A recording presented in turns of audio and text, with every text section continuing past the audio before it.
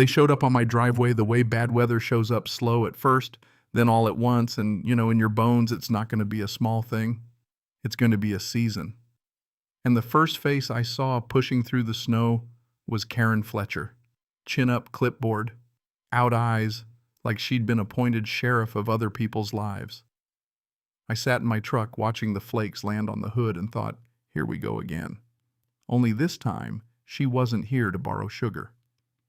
My name's Owen Nelson, and for 8 years I've owned 40 acres outside Eagle River, Wisconsin Pines, a creek, a gravel road that could swallow a city's noise and spit back silence.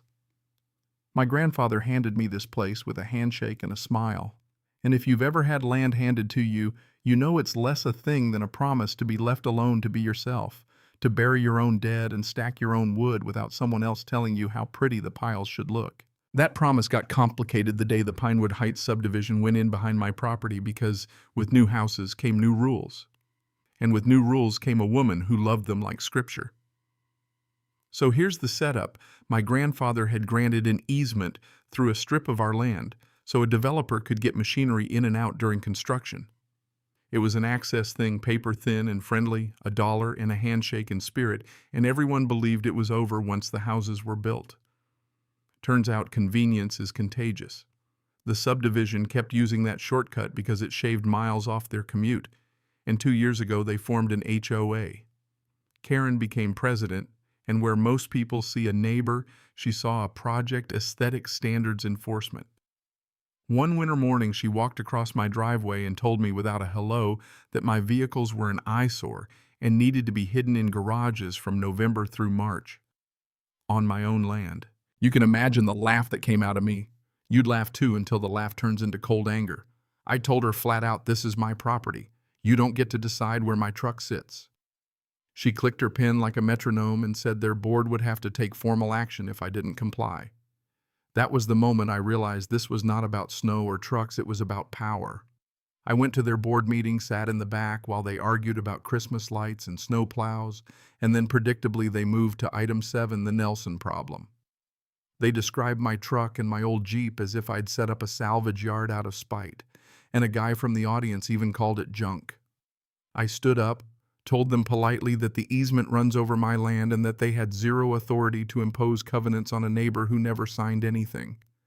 Head swiveled, Karen went scarlet, and she told me I didn't have speaking privileges because I wasn't a member. Fine, I told her then and there that if they wanted to ban parking on my property, I would ban them from using my property.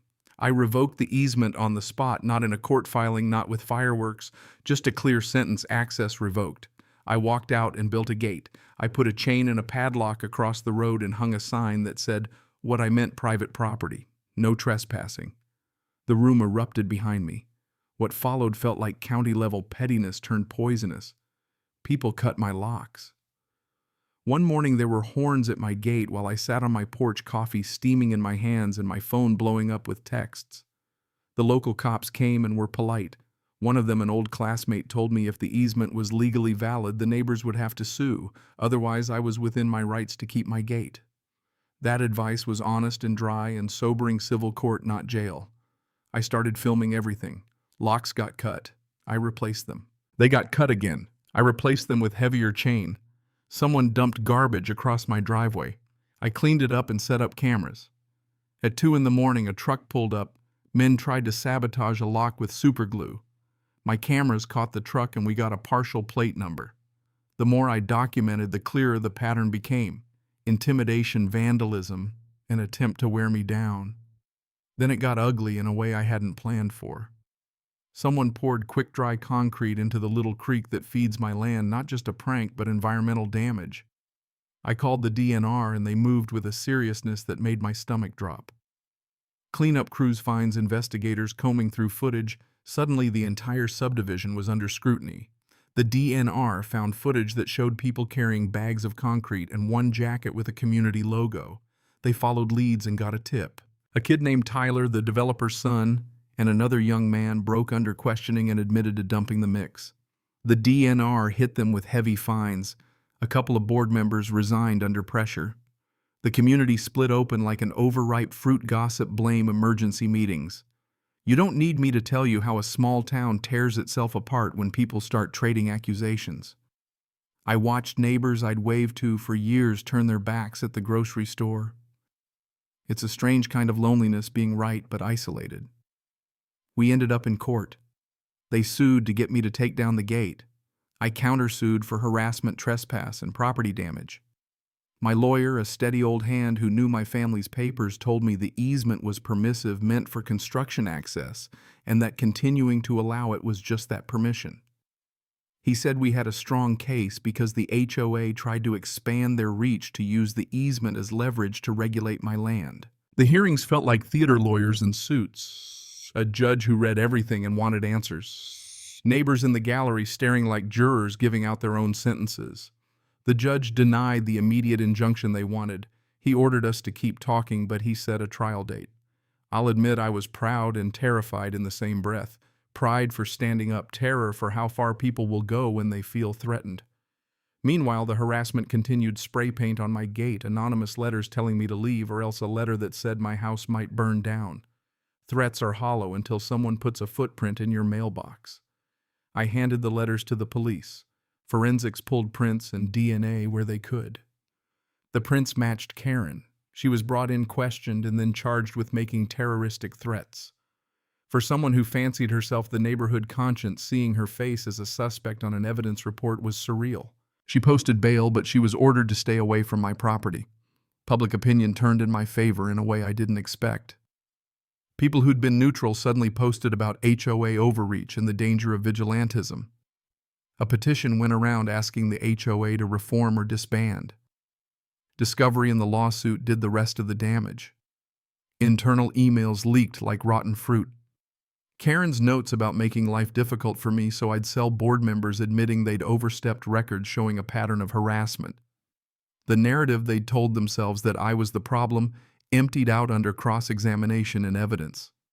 The DNR finds, the criminal charges against the kids, the tape of people cutting my locks. Suddenly the HOA had more to explain than I did. The legal dance ended, not in a bloodbath but in a settlement. They acknowledged they had no authority over my property. They paid damages. Karen resigned, and we crafted a limited easement agreement that respected my rights and gave them access under terms I set. They agreed to maintain the road and to stay out of my business. I walked away with control money to cover most of the bills and a written promise that if anyone harassed me again, I could shut the gate for good. Justice looked different than I'd imagined. It wasn't a dramatic victory in a courtroom with gavel bangs and marching bands. It was paperwork apologies, some criminal sentences for the dumper, and probation for Karen, and the comforting quiet restoration of my creek by the DNR. They even restocked trout. There was irony in that the people who tried to take my peace ended up paying to make my land better. And you know what? That felt like karma served cold and clean. The new HOA board was reasonable. A man named Tom came by, shook my hand, and said he wanted no more drama. He meant it, and life settled back into a slow rhythm, fishing in the summer, stacking wood in the fall, parking my vehicles where I want in the winter under snow on my property where no HOA could tell me otherwise. If there's a lesson here, it's not the loud one everyone wants to take away. It's not fight everything or lawyers fix all wrongs. It's quieter. Know your rights, document everything, and don't let petty power grow unchallenged. Sometimes standing up for yourself isn't about winning a headline. It's about keeping a promise your grandfather made with a handshake. Sometimes the people who wield small authority will try to expand it because control tastes good. Sometimes they'll overreach and expose their own rot. And sometimes if you do the tedious work, if you keep the receipts, if you call the right agencies, you can turn a week of threats into a year of reform. So here's my question for you. When does community oversight become tyranny, and who gets to draw that line? Tell me, have you ever been cornered by someone pretending to protect you while really trying to push you out? Share it, because I'm betting you're not the only one who's had to build a gate to keep peace.